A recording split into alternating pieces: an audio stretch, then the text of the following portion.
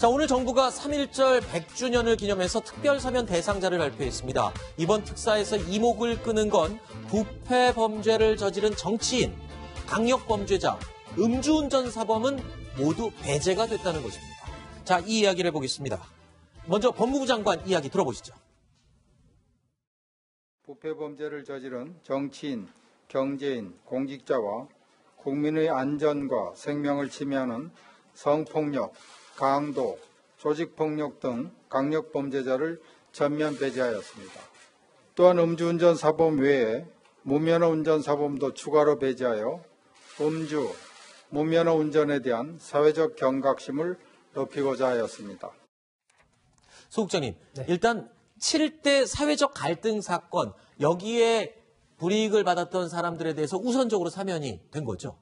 그렇죠. 여러 가지 그동안에 있었던 제주 해군기지 반대 운동이라든지 광우병 촛불 집회라든지 또 쌍용차 파업, 세월호 사건 등등과 관련해서 어떤 법적인 처벌을 받았던 이런 분들 중심으로 이제 사면이 진행이 됐고, 그동안에 보면 관행적으로 보면 이제 정치인들이라든지 어떤 그 재벌이라든지 경제인들이 이제 끼어 있었는데, 이번 같은 경우는 그 부분에 대해서 분명하게 없다라고 진작부터 원칙을 천명을 했고, 네. 그 부분은 저는 잘했다라고 봅니다. 네. 그리고 지금 이제 여러 가지 그동안의 7대 이 갈등 사건과 관련해서 사면을 받은 것과 관련해서도 이게 정권과 그러면은 코드를 맞추는 그런 사면이 아니냐라고 네. 이제 야당에서는 비판을 하고 있는데, 저는 어쨌든 이게 한 시대를 이제 넘어가서 새로운 시대 속에서 그걸 다 끌어안기 위해서는 네. 일정하게 불가피한 부분들이 있었지 않나. 물론 네. 저 중에서도 어떤 경중을 가리는 그런 작업이 있었을 걸로 봅니다. 예, 그렇기 때문에 그런 부분들은 앞으로 좀 우리가 더 살펴봐야 되지 않나 싶습니다. 특히 한명숙 전 총리가 배제가 됐고요. 정치인, 경제인들이 다 배제가 됐습니다.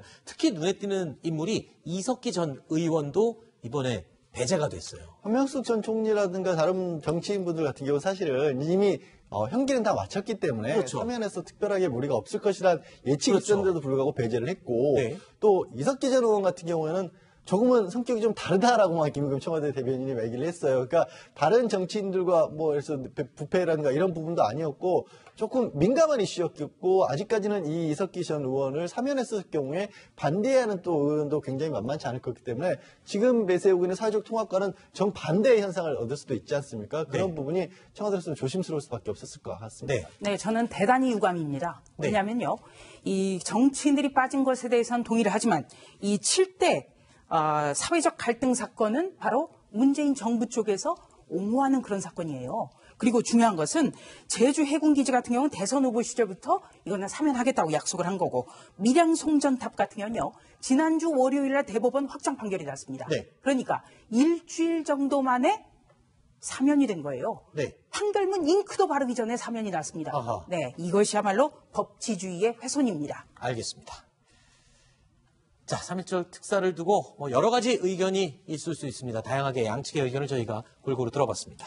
자, 저희가 오늘은 10가지 이야기를 다 보내드리지 못하고요. 9가지만 전해드린다는 점을 양해 부탁드립니다. 저도 꽤 오랫동안 뉴스탑10을 하면서 이런 경우는 거의 없었는데요. 워낙 세기의 회담이 이루어지는 베트남 하노이 현지가 속속 들어오고 있어서 이 점을 양해를 다시 한번 부탁드리겠습니다.